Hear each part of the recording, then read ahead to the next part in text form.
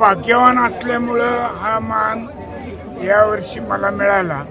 याच्या आधी मला बरेच वेळा हा मान मिळाला आणि मी आवर्जून सांगू इच्छितो की मी ज्यावेळेस या जिल्ह्याचा पालकमंत्री झालो त्यावेळेस मी आमच्या सगळ्या अधिकाऱ्याच्या मीटिंगमध्ये हा मुद्दा मांडला की संत मुक्ताई या सगळ्या संतांच्या गुरु मानल्या जातात।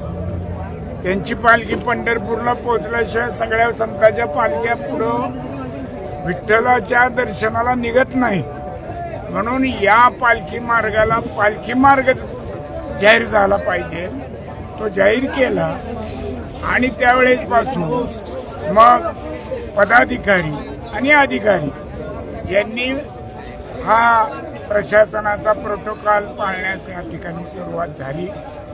मी याही आधी बरेच वेळा आमच्या शेंद्री उपळाई ग्रामस्थांच्या बरोबरीनं त्यांना घेऊन या ठिकाणी आम्ही दरवर्षी मी स्वागताला हजर असतो। एखादं वर्ष माझं चुकलं असेल पण नेहमी असतो संध्याकाळी त्याप्रमाणे।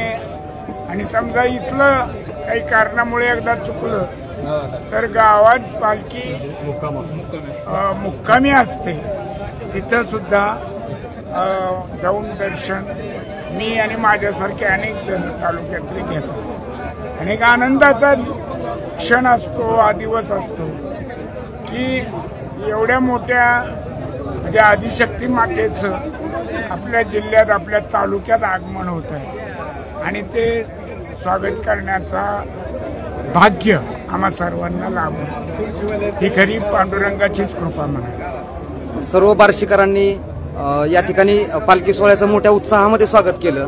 पालखी समितीचे देवस्थानचे अध्यक्ष पाटील साहेब यांनी आता एक खंत बोलून दाखवली की पालखी सोहळ्याच्या रस्त्याचं काम थोडंसं अपुरं आहे, वारकऱ्यांना त्रास होतोय, पूर्ण झालेलं आहे।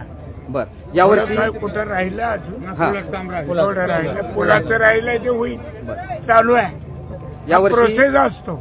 बर, आणि या पालखी मार्ग जाहीर झाल्यामुळे तर याला निधी मिळायला लागला। नक्कीच यावर्षी पाऊस देखील चांगला आहे, परंतु तरी सुद्धा या जनतेसाठी पण लवकर झाला ना, आता गरज आहे पावसाची। नक्कीच। तर पांडुरंग चरणी आपण काय यावेळेस साकडं घालाल?